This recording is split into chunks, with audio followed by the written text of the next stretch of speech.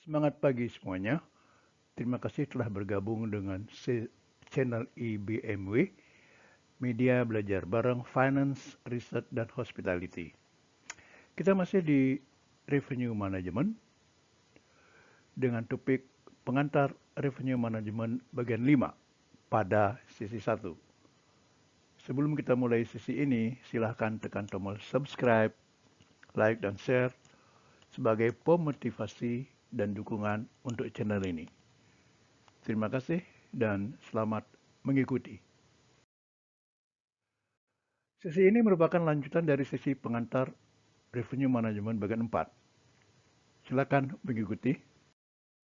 Kita bahas topik different price elasticity of market segments. Permintaan pariwisata tidak memiliki elastisitas yang seragam. Elastisitas ini bervariasi menurut segmen dan kondisi pasar. Hal ini memberikan dasar bagi hotel membebankan harga yang berbeda untuk segmen pasar yang berbeda. Elastisitas harga permintaan atau dalam kurung ED adalah reaksi permintaan terhadap perubahan harga. Hal ini diukur dengan rasio antara persentase perubahan kuantitas yang diminta dan persentase perubahan harga suatu produk. Dikutip dari DAS pada tahun 2007. Selanjutnya kita bahas perubahan harga dan elastisitas harga permintaan. Pada kolom price change atau perubahan harga ada variabel yang dibahas increase dan decrease, sedangkan pada demand price elasticity ada 3 variabel yaitu elastic, unit elasticity, dan inelastic. Kita bahas dari sisi demand price elasticity. Elastic, kalau harga berubah meningkat, maka total revenue atau TR menurun atau TR decrease. Kalau harga turun, perubahan harga turun, decrease, maka total revenue meningkat atau TR increase. Sedangkan pada unit elasticity, bila perubahan harga meningkat, total revenue tetap sama atau TR remain the same, dan bila demand price elasticity inelastic, bila harga meningkat atau perubahannya meningkat, maka total revenue increase, sedangkan bila harga turun atau decrease, total revenue decrease.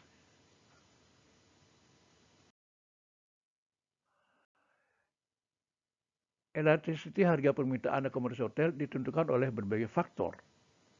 Kondisi di bawah ini terjadi jika hal ini dikutip dari Ivanov and Zersev 2011 halaman 167 sampai 168. Pelanggan tidak mengetahui penawaran bersaing. Produk hotel unik dan tidak ada pengganti untuk produk tersebut. Misalnya hotel bawah air. Mengkonsumsi produk meningkatkan prestise dan status sosial pelanggan. Misalnya akomodasi di hotel mewah. Biaya dibagi di antara pelanggan atau pengeluaran pelanggan seluruhnya atau sebagian oleh orang lain. Misalnya tamu bisnis yang pengeluarannya ditanggung oleh perusahaan mereka. Biaya akomodasi memiliki bagian yang rendah dalam total anggaran wisatawan untuk perjalanan.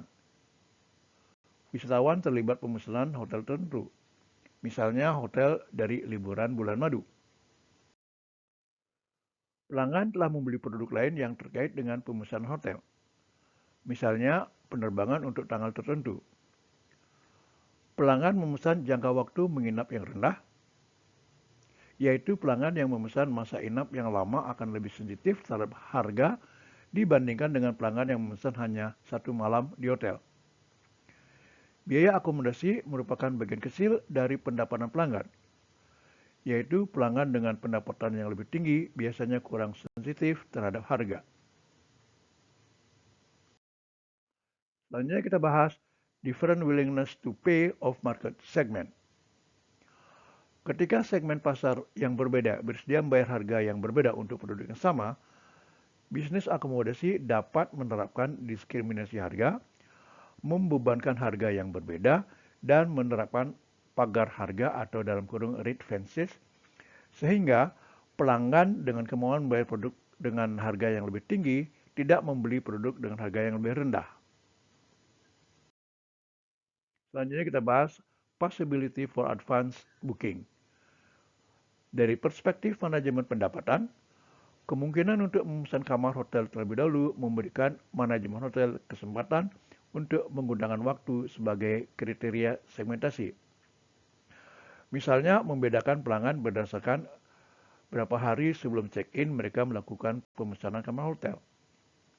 Selain itu, manajemen hotel dapat melacak bagaimana pemesanan untuk tanggal check-in tertentu diperoleh dan bereaksi sesuai dengan perubahan permintaan. Lanjut kita bahas non-pricing teknik.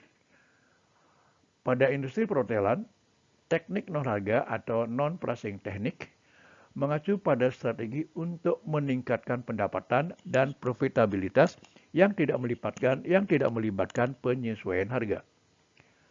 Teknik-teknik ini berfokus pada penciptaan nilai bagi pelanggan dan meningkatkan pengalaman pelanggan dengan tujuan meningkatkan permintaan dan penjualan. Contoh teknik non-harga dalam industri perhotelan meliputi upselling dan cross-selling, yaitu mendorong pelanggan untuk membeli produk atau layanan tambahan, seperti upgrade, ekstra, atau add-on. Program loyalitas pelanggan, yaitu membuat program loyalitas untuk memberi penghargaan kepada pelanggan yang loyal atau pelanggan tetap dan mendorong loyalitas merek. Pengalaman pelanggan, yaitu meningkatkan pengalaman pelanggan secara keseluruhan, seperti memberikan layanan yang lebih baik, fasilitas berkualitas lebih tinggi, atau fasilitas yang unik. Diferensiasi produk, yaitu membedakan produk dan layanan hotel dari pesaing, seperti melalui penawaran yang unik, identitas merek, atau lokasi. Dengan menggunakan teknik non-pricing, manajemen hotel dapat meningkatkan pendapatan dan profitabilitas tanpa hanya mengandalkan penyesuaian harga, dan juga dapat membangun hubungan yang lebih kuat dengan pelanggan dan menciptakan citra merek yang lebih positif. Demikian akhir dari sesi ini. Terima kasih dan silakan lanjutkan ke sesi pengantar revenue manajemen bagian 6.